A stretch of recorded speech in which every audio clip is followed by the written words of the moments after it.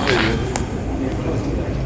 40ಕ್ಕೂ ಹೆಚ್ಚು ಸೀಟು ಎಲ್ಲ ಸೇರಿ ನಮ್ಮ ಪಕ್ಷದೇನಿದೆ ನಮ್ಮೆಲ್ಲ ಕಾರ್ಯಕರ್ತರ ನಾಯಕರುಗಳ ಉತ್ಸಾಹ ಎಲ್ಲ ವಾತಾವರಣ ಭಾಳ ಚೆನ್ನಾಗಿದೆ.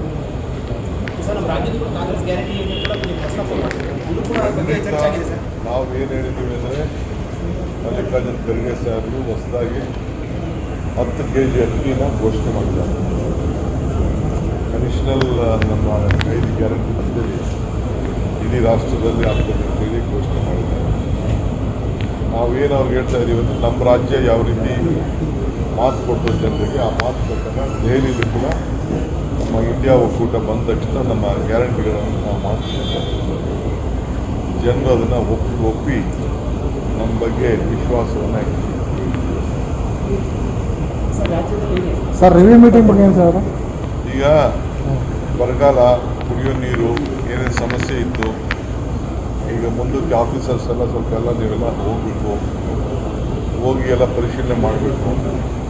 ಎಲ್ಲೆಲ್ಲಿ ಇನ್ನೂ ಸಮಸ್ಯೆಗಳಿದೆ, ಮೇವು ಸಮಸ್ಯೆ ಇದ್ದರೆ, ಆಮೇಲೆ ಎಲ್ಲರೂ ಜಾಸ್ತಿ ಮಳೆಯಾಗಿ ಡ್ಯಾಮೇಜಸ್ ಏನಾದರೂ ಆಯಿತು ಅಂದರೆ ಅದೆಲ್ಲ ಕೂಡ ಸ್ವಲ್ಪ ಗಮನಿಸಿ.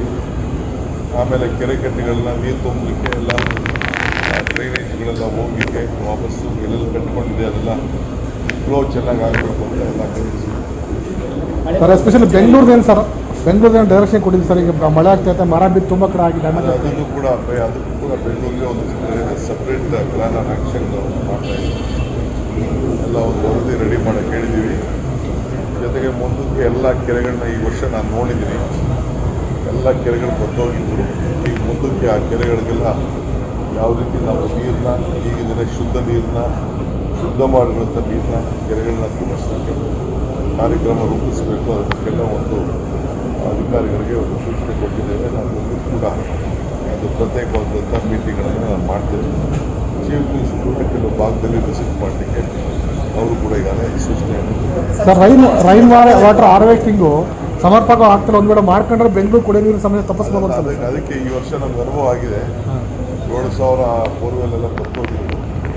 ಮುಂದಕ್ಕೆ 2-3 ವರ್ಷ ಆದಮೇಲೆ ತಿರ್ಗಾ ಇಂಥ ಪರಿಸ್ಥಿತಿ ಬರ್ಬೋದು, ಮಳೆ ಬರಲಿಲ್ಲ ಅಂದರೆ ಅದಕ್ಕೆ ಮುಂಜಾಗ್ರತವಾಗಿ ಕ್ರಮವನ್ನು ಕೈಗೊಳ್ಳುತ್ತಾರೆ.